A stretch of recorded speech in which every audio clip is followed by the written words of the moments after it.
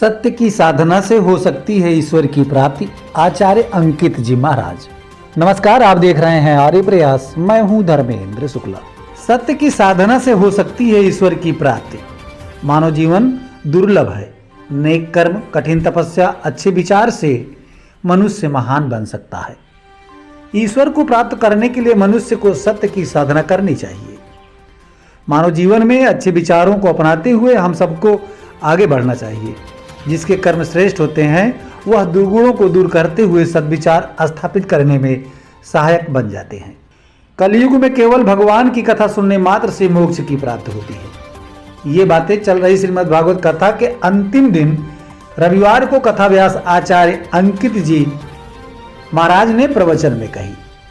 मिल्कीपुर तहसील के केशवपुर चिरबिली में कथा रसपान कराते हुए कहा कि अच्छे सच्चे मन से मित्रता करने वाले से भगवान भी खुश रहते हैं। शुद्ध आचरण से की गई मित्रता का कोई मोल नहीं होता। श्रद्धा व सद्विचार रखने से ईश्वर की भक्ति प्राप्त होती है। मनुष्य अपने व्यतीत सुख में भगवान का यदि मन से स्मरण करे तो उसे जीवन में कभी कष्ट नहीं उठाना पड़ेगा। कहा कि व्यक्ति को अच्छे मार्ग पर चलकर परिवार व समाज बारे में सद्भाव कायम करना चाहिए, जिससे आने वाले भविष्य में आपके पद चिन्हों पर चलकर इस देश और समाज की दिशा व दशा बदलने में सहायक बन सके। ईश्वर सर्वव्यापी है। मनुष्य के कण में भगवान का वास है। सुदामा गरीबी में दिन गुजारते रहे। सुदामा को एक दिन अपने मित्र श्री कृष्ण की याद आई। चावल एक पोटली में बांधकर मित्र से मिलने चल पड़े। सुदामा को द्वारपालों ने रोक लिया। सुदामा के आगमन की खबर सुनते ही भगवान श्री कृष्ण मिलने चल पड़े। श्री कृष्ण के खुशी का ठिकाना नहीं रहा। सुदामा मित्र को अपने सिंहासन पर बैठाया, उनके पैर धुले।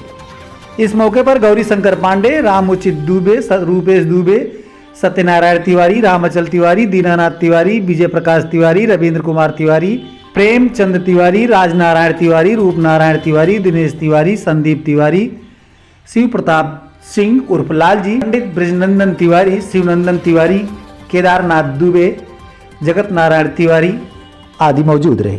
कथा पश्चात मुख्य यजमान श्याम बहादुर पांडे एवं जयंती देवी ने कथा श्रवण करने पधारे हुए सभी श्रोताओं का आभार व्यक्त किया।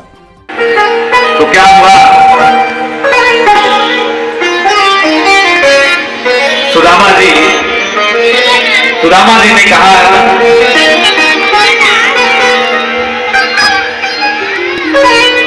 सुदामा जी ने कहा, भैया आप क्यों हंस रहे हैं? बोले कि आप जा कहां रहे हैं?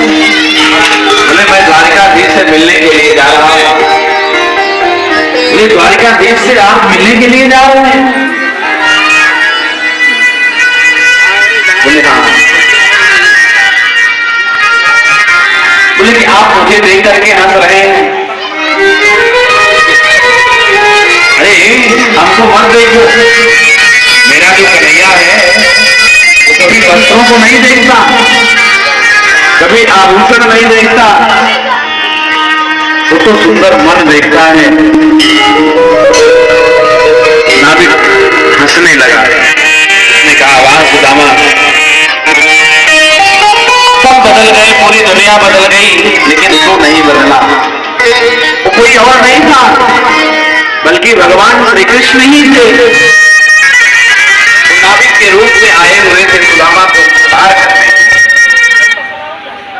क्या होता है, सुदामा जी पार हुए और जैसे पार होकर के आगे बढ़े तो 3 महीने से चल रहे थे, बड़े थके थे, तो उस पार होते ही लेट गए।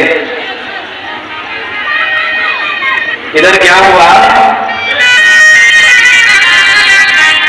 नाविक से पूछ रहे हैं, भैया ये बताइए यहाँ से द्वारिकापुरी कितनी दूर पड़ेगी?